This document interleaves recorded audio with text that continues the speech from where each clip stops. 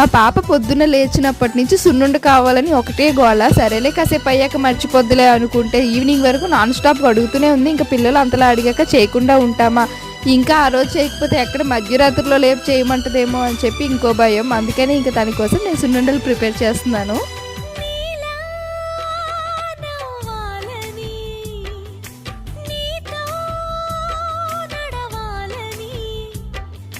పండుగ వచ్చింది, చల్లని కబురు తెచ్చింది, వచ్చే నూరెళ్ళ కాలానికి నువ్వే మారాణి వంటున్నది.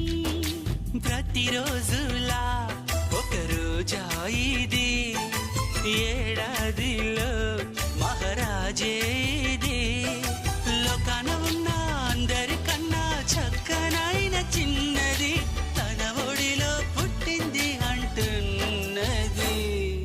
మేఘాల పల్లకిలోనా